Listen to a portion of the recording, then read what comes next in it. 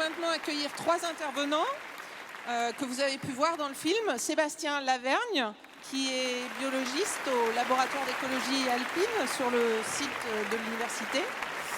Nous avons aussi Cédric Dantan, qui faisait partie de l'expédition, qui est botaniste, notamment pour le parc national des Écrins, et Noémie Dagan, qui est la gardienne du refuge Adèle Planchard. On peut les applaudir pour les remercier d'être là avec nous.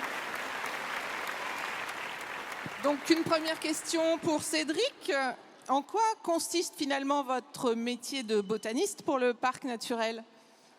Donc moi, mon boulot, ça consiste à aller étudier ces plantes-là. Et la différence avec les aigles, c'est qu'elles ne descendent pas jusqu'à nous.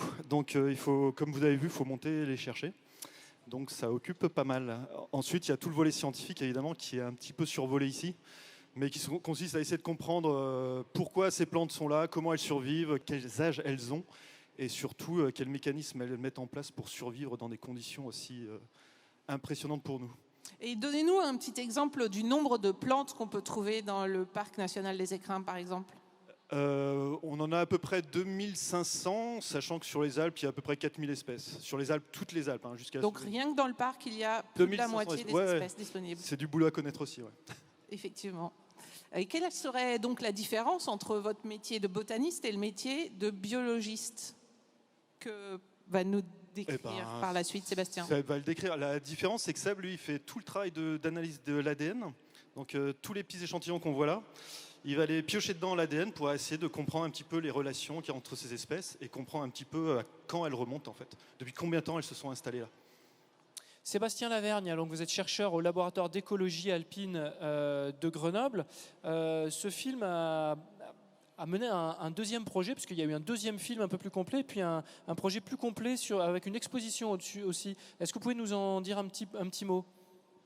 Alors oui, en effet, donc, ce à quoi vous faites référence, c'est une exposition qui se tient en ce moment au Muséum d'histoire naturelle de Grenoble. Une exposition qui s'appelle Sur les îles du ciel. Donc c'est une exposition qui traite d'histoire de la botanique, d'histoire de l'alpinisme, d'histoire de la biologie, de l'exploration humaine dans les montagnes et dans les montagnes du monde entier.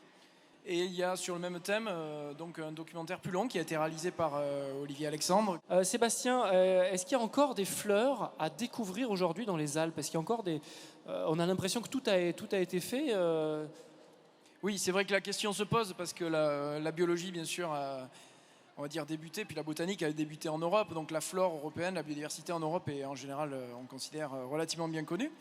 Mais ce dont on se rend compte en étudiant ces milieux assez méconnus, c'est que justement on a de nouvelles espèces à découvrir. Et donc c'est le cas, et c'est d'ailleurs quelque chose qui est traité dans le documentaire d'Olivier.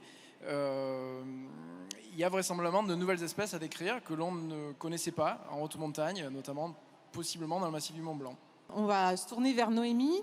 Peux-tu lui passer le micro peut-être ? On a vu que Noémie était entre autres en charge de la gestion du refuge, puisqu'ils sont 2. Il y a des périodes de rush, on l'a vu dans le film, mais il y a des périodes de calme aussi.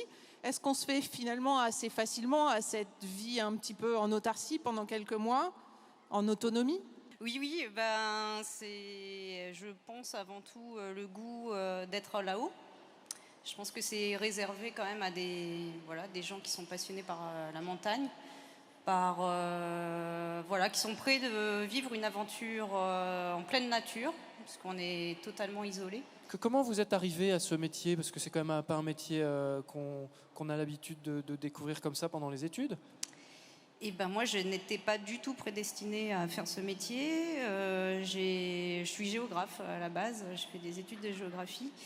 Et il s'est trouvé que le hasard a mis un montagnard dans ma vie. Et ce montagnard m'a proposé de vivre une aventure là-haut. Et on s'est lancé et voilà, donc on est devenu gardien de refuge. Et juste pour savoir, pour ceux qui seraient éventuellement intéressés par ce métier, il y a dorénavant un diplôme de gardien de refuge qui se fait. Et voilà, c'est un diplôme qui se déroule pendant 6 mois et à terme, on peut être gardien de refuge. C'est devenu quasiment obligatoire. Ce qu'il faut savoir, c'est qu'un refuge, il n'y a pas l'électricité, il n'y a pas l'eau, il n'y a pas nécessairement le téléphone, il n'y a quasiment rien. Et en fait, vous recréez en altitude toutes ces ressources, vous allez les chercher sur place, hein, c'est ça ? Ouais, alors la particularité de la haute montagne, c'est que justement les sources ne sont pas à disposition et on fait avec, la neige de l'eau. Donc on passe notre temps à faire fondre de la neige au printemps pour avoir des gamelles d'eau, tout simplement. Donc il n'y a pas d'eau courante, il n'y a pas d'eau chaude.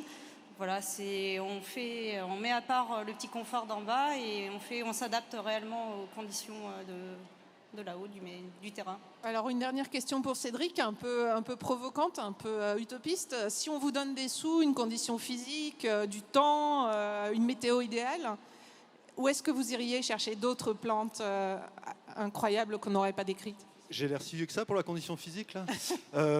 Non mais ce qui est bien devant un public jeune comme ça, c'est de savoir que si on a découvert tous les pays du monde, on a exploré les continents, on a gravi à peu près tous les sommets, y aller c'est une chose, étudier c'en est une autre. Et en fait, il y a plein d'endroits sur la planète où il y a encore plein de choses à comprendre, que ce soit les oiseaux, les plantes, les roches. Et pour ma part, en Afrique équatoriale, on connaît tous le Kilimandjaro, mais il y a aussi le Ruwenzori, il y a le Mont Kenya, il y aurait des choses encore assez extraordinaires à aller voir là-bas. Ouais.